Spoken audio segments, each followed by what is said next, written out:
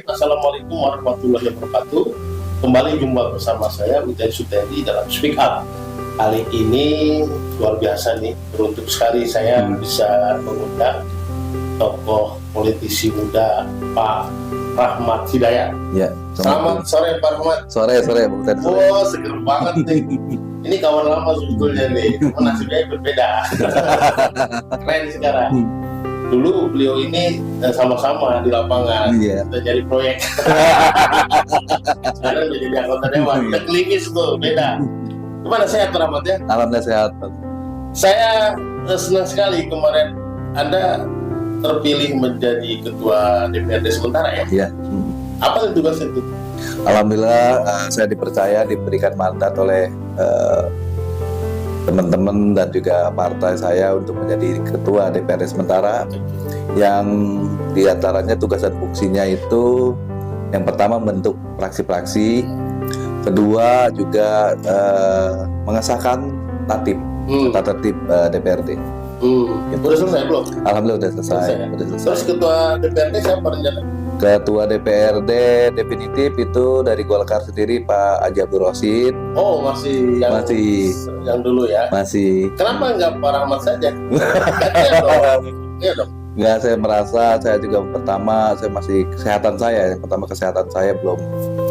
Kenapa? Saya ada cedera di pinggang, saraf kejepit ya.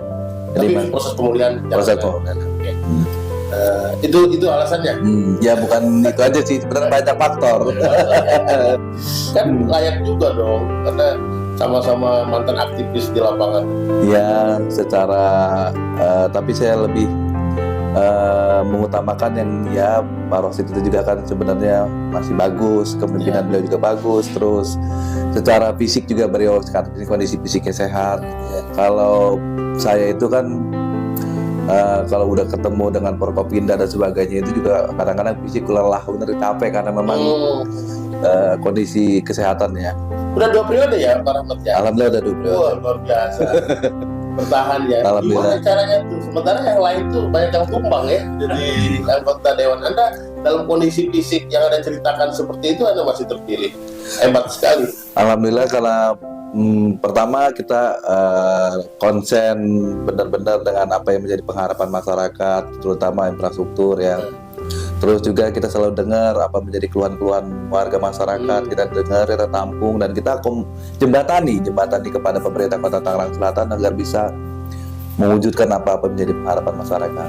Jadi itu betul-betul real dilaksanakan ya? Alhamdulillah real dilaksanakan. Karena isunya begini, di Tangsel ini anggota dewan kita ini kayak sakit gigi gitu, malas ngomong.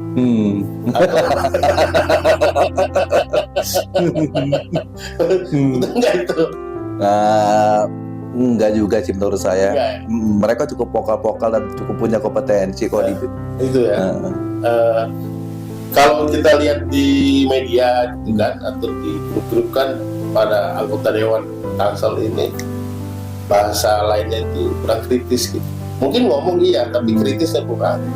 Kan padahal kritis itu bagian dari fungsinya kan. Betul controlling. Betul nggak begitu? Ya ada betulnya juga, ada enggaknya juga. Betulnya gimana tuh? Jadi betulnya itu kadang-kadang mungkin kurang kritis ya, kurang jeli kali Bang.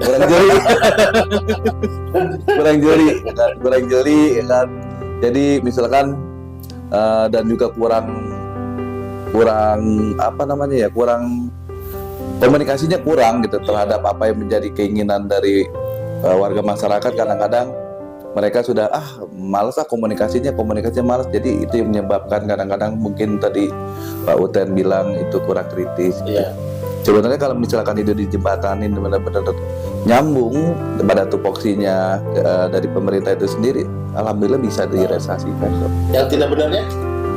Yang tidak benarnya itu ya kalau menurut saya tidak benar, banyak kegiatan-kegiatan dari dewan itu sendiri sebagai tupoksinya, sebagai di lembaga DPRD Kota Tangerang Selatan banyak perdapat dari bisa berjalan dan tidak bagus.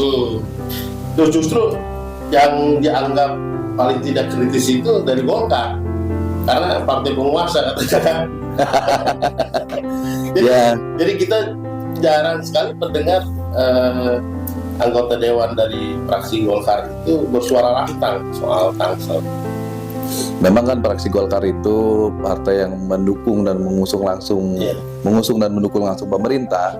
Jadi kita memang lebih kepada double cover, boleh dikatakan double cover artinya double covernya dari pemerintah, ya kan, karena memang ya. Habis memang kalau menurut saya kinerja pemerintah Kota Tangerang Selatan juga memang udah cukup baik dan cukup bagus ya. Dari mana bagusnya? Dari mana bagusnya? Ya buktinya kan program-program pemerintahnya berjalan. Iya. Gitu. Dan walaupun mendukung pemerintah, pro pemerintah kan bukan berarti kita yes man atau pasif ya. Namanya juga parlemen kan, partai itu artinya ngomong kan, harus banyak ngomong. Karena harus bisa dibedakan juga kan antara kita sebagai partai politik yang mendukung kekuasaan dengan sebagai anggota dewan, itu kan hal yang berbeda. Anggota dewan punya tugas controlling. Ya, pada prinsipnya juga kita selalu mengingatkan kepada OPD terkait misalkan dalam hal mencari penanggulangan masalah solusi banjir. Ya. Itu juga kan kita juga terus tegas bahwa sudah berapa titik yang sudah bisa ditangani, berapa banyak yang sudah diberikan solusinya. Kita juga tegas di situ. Juga terkait hal-hal masalah ketertiban umum dan sebagainya, kita juga mengingatkan kepada pemerintah Kota Tangerang Selatan agar terus meningkatkan pelayanan publik dan sebagainya. Ya, menurut Pak Rahmat, apa sih sebetulnya yang menjadi problem dasar pemerintah Kota Tangsel yang sampai hari ini itu belum terselesaikan? Ya sebenarnya problem kemacetan, ya kan, masalah kemacetan, sampah ini juga kan, dan mencari solusi banjir ini kan juga 3 poin inilah yang menjadi skala prioritas. Banjir.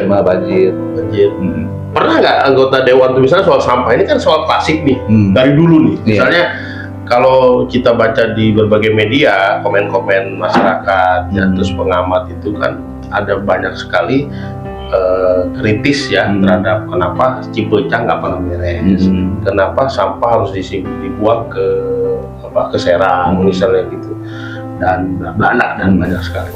Tapi kita jarang sekali dengar suara di dewan soal ini, Pak Rahmat. Rahmat, jangan tegang, kita minum kopi.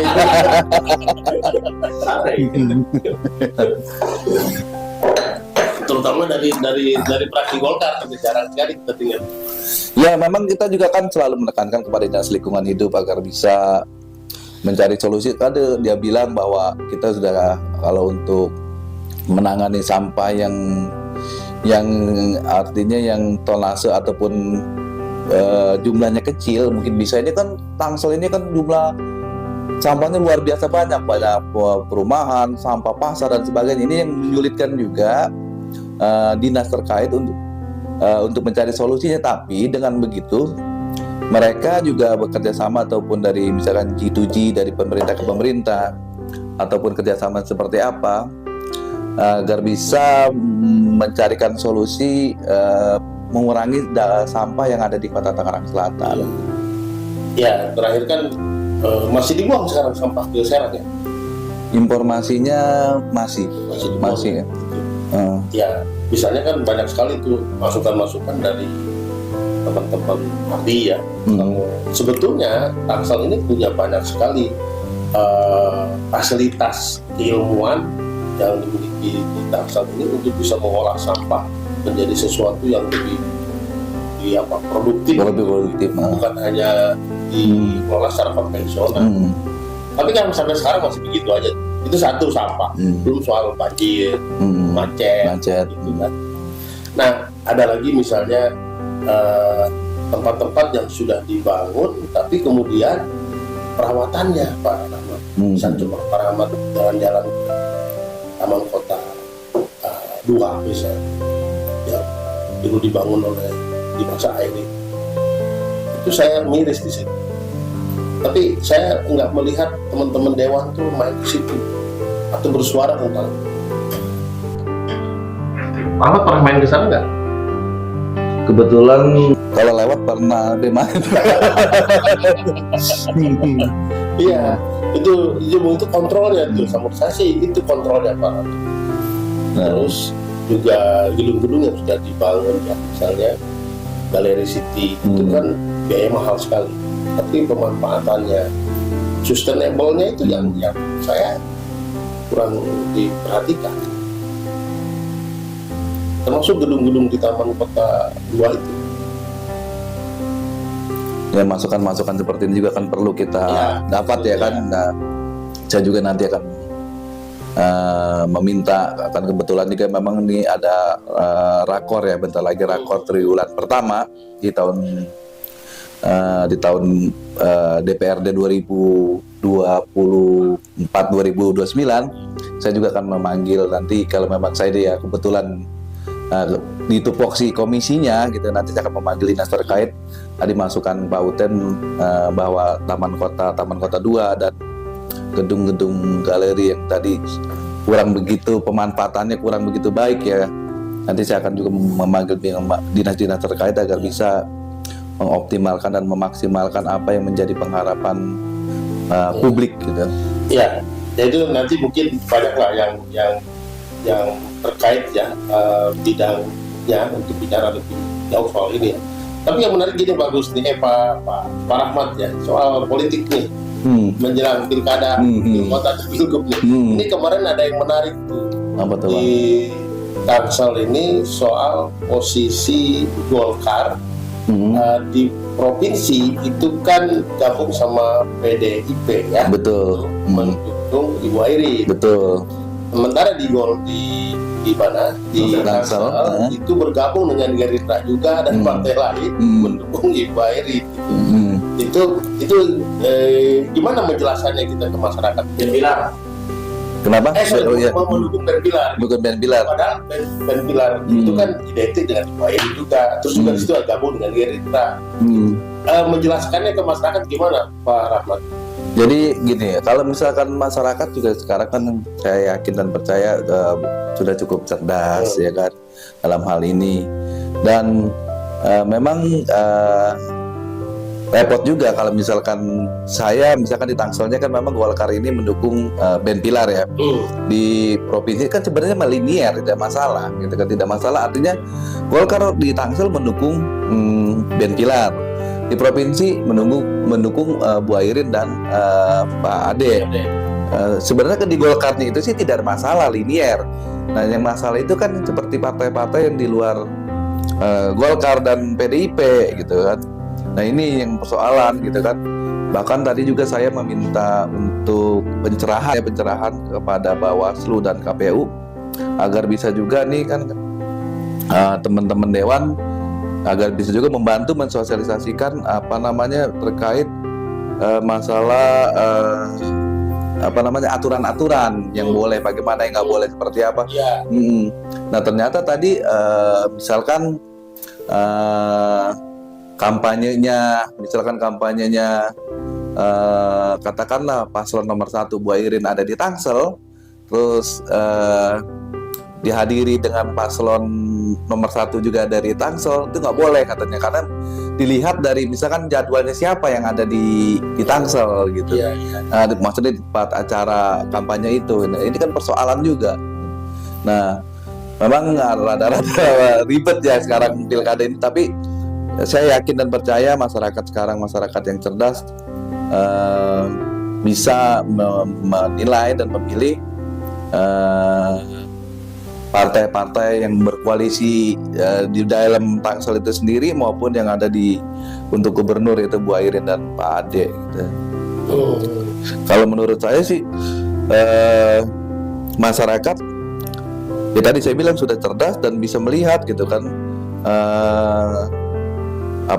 partai-partainya gitu kan, dan juga paslon-paslonnya.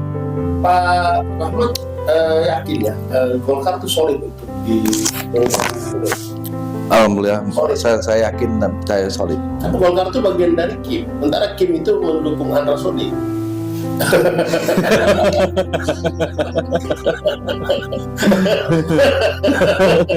Iya,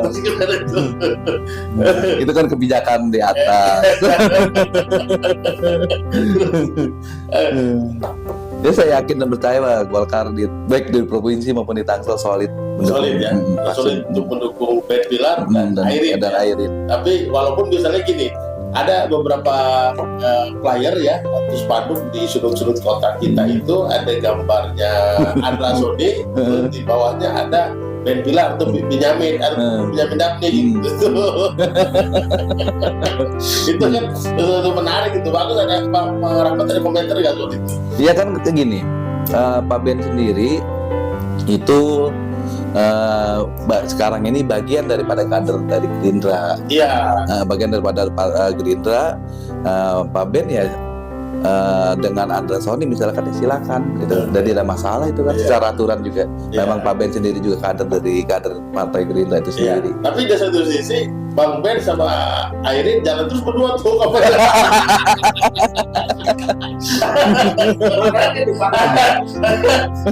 Enggak juga itu.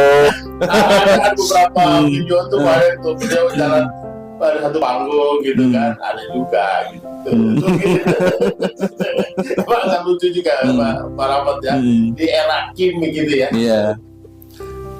Mungkin itu bisa kita harus menjelaskan ya ke masyarakat ya. Iya. Ini juga ujian juga buat masyarakat bisa lebih selektif.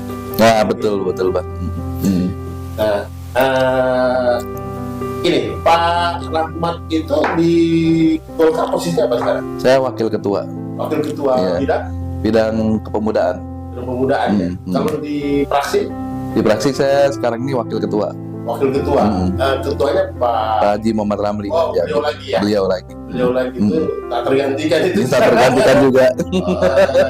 Apa itu Ocil tuh sama Ramli tak tergantikan. Tak tergantikan. Panglima itu. Ya, karena memang suaranya paling banyak sih. Iya. Suaranya paling banyak. Nah gini, Pak Rahmat, masyarakat pengen tahu Pak Rahmat itu selama menjadi anggota dewan ya, apa yang pernah dilakukan oleh Pak Rahmat secara konkret ya? Sebenarnya secara konkret ya tadi saya bilang mengakomodir semua kepentingan masyarakat. Contohnya misalkan tadi masalah perbaikan walaupun itu secara tupoksinya ya pemerintah itu kedinasan, tapi kita kan paling tidak bisa menjembatani menjembatani apa yang menjadi keinginan ya, jalan-jalan ya kan, PJU ya kan, ya drainase dan sebagainya, mencari solusi banjir itu bersama pemerintah. Tapi kita hanya bisa mengaspirasikan apa yang menjadi pengharapan dari masyarakat. Jadi Pak Rahmat cukup selama berjuang menjadi anggota dewan ya, baik yang pertama maupun yang kedua kali itu gimana kesulitannya? Kesulitan sih nggak ada ya, nggak ada menurut saya, karena kan saya lakukan itu dengan nothing tulus saja gitu. Oke. Dengan kegiatan macam apa itu untuk bisa membangun simpati masyarakat? Ya dengan hadir ke acara-acara momen-momen mereka kan, baik itu mereka dalam keadaan suka maupun duka, itu kan kita hadir gitu.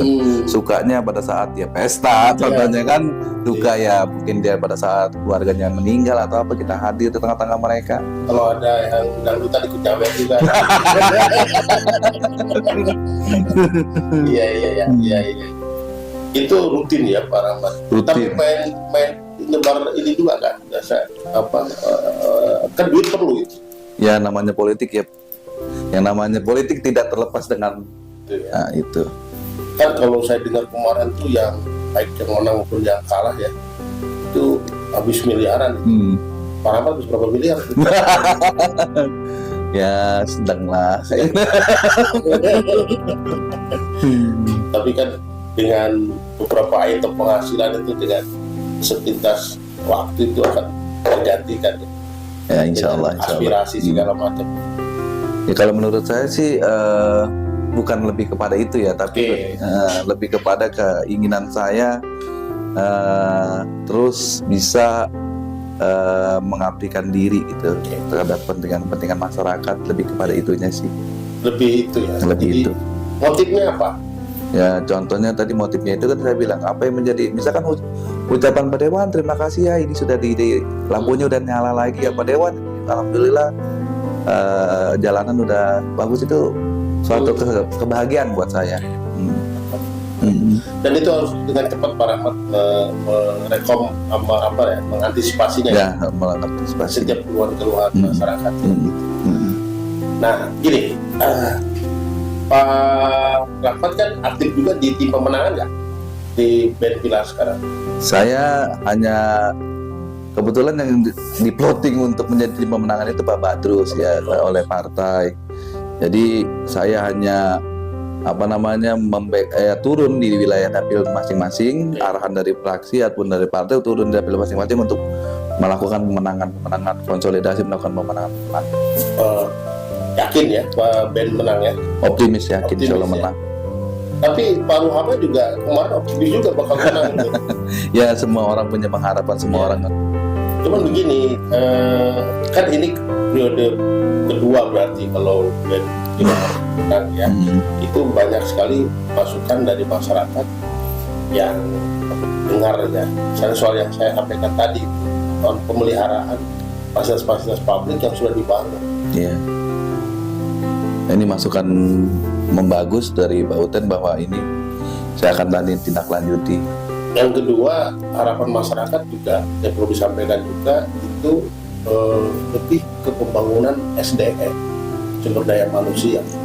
Karena sampai sekarang Pak Rahmat ya, itu kita belum punya ikon kota ini. Ikon kota kita tuh apa? Kita udah berapa tahun kita datang seperti itu? Hampir 14 tahunan. 14 tahun ya. Kita belum punya ikon. Dan sebuah kota itu kan harus ada ikon. Dulu kita punya di sini ada anggrek ya. Anggrek di ya. Air Maju. Tapi kemudian dibongkar. Nah sekarang ikon kita itu apa? Gak ada lagi. Pernah nggak terpikir oleh anggota dewan untuk membangun Tangsel ini menjadi kota seperti apa? Ya kan Pak Rahmat sendiri lah anggota dewan. Bahwa Tangsel ini kota yang majemuk ya, boleh dikatakan miniatur dari Indonesia ada di sini. Masyarakat hidrogen, ya kan. Dan harapannya ya masyarakat kota Tangerang Selatan ini ya benar-benar tadi yang kota yang benar-benar cerdas, modern dan religiusnya ini harus benar-benar terwujud gitu. Nah itu yang belum diwujudkan. Urus simbol aja itu, jargon aja itu. Ya benar, nanti kita akan wujudkan bersama. Periode pertama juga ngomong begitu, kita wujudkan bersama, tapi seremonial terus tuh jargon terus. Itu tanggung jawab anggota dewan juga untuk bisa ngontrol supaya diwujudkan. Itu kan lihat tadi anggota dewannya, sorry ya, banyak yang sakit gigi di Tangsel. Saya sih berharap Pak Rahmat tidak begitu gitu. Insya Allah saya terus tetap menyuarakan apa yang menjadi kepentingan harapan dari masyarakat Kota Tangerang Selatan. Iya, artinya bukan mikirin konstituen yang memilih kita saja, tapi begitu kita duduk di gedung dewan, kan milik seluruh rakyat. Iya, Kota Tangerang Selatan. Nah, konstituen kan sebagian besar saya lihat mikirin konstituen aja gitu kan gitu. Wah itu bukan konstituen gue gitu. Pak Rahmat begitu nggak? Enggak, saya malah merasa bahwa saya ini DPRD Kota Tangerang Selatan, bukan DPRD Pondok Aren. Iya. Jadi budgeting, controlling dan aspirasi itu bukan hanya untuk konstituen saja. Iya, betul. Bagaimana kota ini dibangun untuk kesejahteraan rakyat seluruh Tangsel. Pak Rahmat, makasih ya. Sama-sama Pak. Sudah mau hadir. Alhamdulillah. Speak up saya di sini. Sehat terus ya. Amin. Terima kasih Pak. Terus mengabdi untuk masyarakat Tangsel. Salam kepada teman-teman di dewan. Demikian pemirsa obrolan saya dengan Pak Rahmat Hidayat, salah satu politisi muda di Partai Golkar dan juga Wakil Ketua Golkar di DPD Golkar Kota Tangerang Selatan. Sampai jumpa lagi bersama saya Uten Sutedi dalam Speak Up yang lain. Terima kasih. Assalamualaikum warahmatullahi wabarakatuh. Waalaikumsalam warahmatullahi wabarakatuh.